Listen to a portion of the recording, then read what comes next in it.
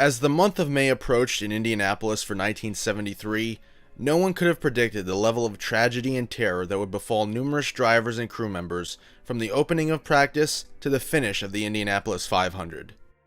Sure, Indy had always been dangerous, but plenty of men were willing to risk it all for a chance to engrave their likeness on the Borg-Warner trophy, and 1973 was no different. This is the story of the 1973 Indianapolis 500, and how the month of May became a month of terror. The story heading into the month was the continued quest to set the first ever 200-mile-an-hour qualifying lap. USAC's ruling that allowed the cars to have wings generated enough downforce where 200 miles an hour was now a possibility. Coupled with the fact that engine development had also risen to meet the new levels of downforce, speeds were at an all-time high. However, the quantum leap in speeds was not met by a rise in safety standards. This fact would be tragically revealed on pole day, May 12th.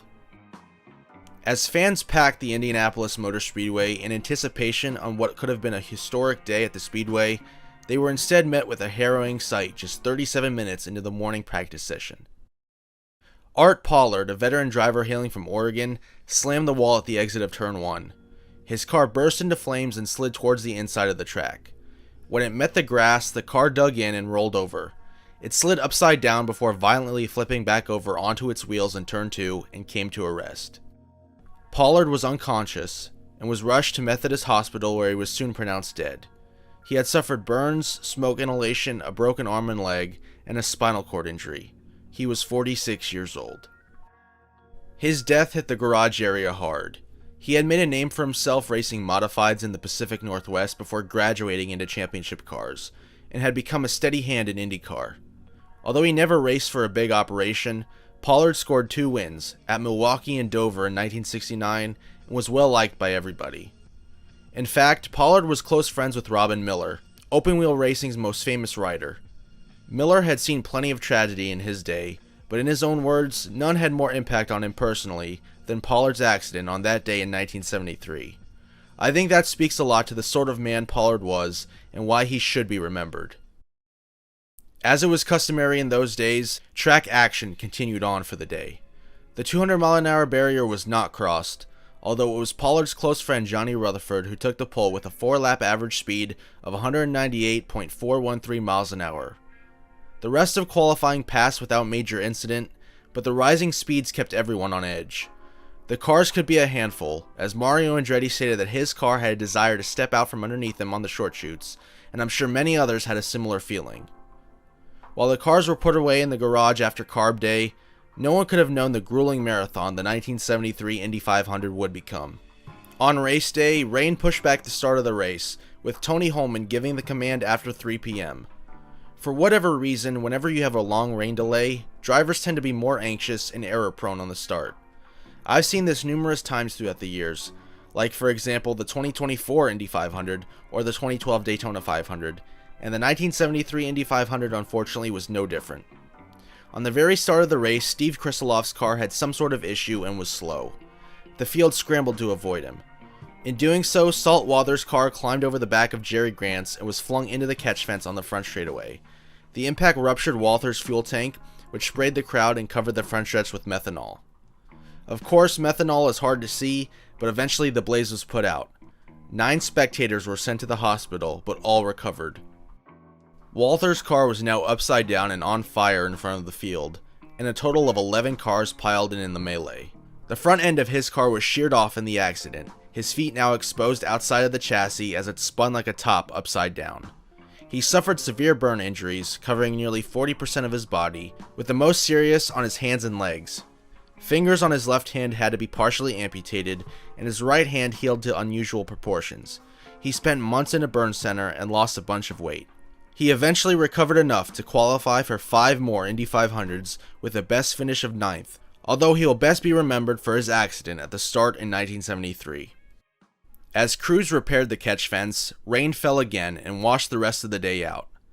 As this was a Monday, back then the Indy 500 ran on Memorial Day itself, Tuesday at 9 a.m. was the new planned restart time. By the time 9 a.m. Tuesday had rolled around, the rain had resumed. Shortly after 10 o'clock, the engines were fired and the field started the pace laps, only for the rain to immediately return and start falling again. The cars were brought back to pit road, and the day became yet another washout. Wednesday was now the focus. But the rain still did not let up. With all the rain, the Indianapolis Motor Speedway looked like a disaster scene. The snake pit was nothing but mud, garbage was everywhere, and parking lots and fields outside were flooded. One source from the Associated Press said that the local health inspector would not have allowed the race to go on if it had extended past Wednesday because of how bad the mess had become. Attendance was now in the 5-digit range. Plenty of empty seats dotted the landscape. In fact, since schools were closed, kids and their parents were bussed in to help fill out the grandstands for free.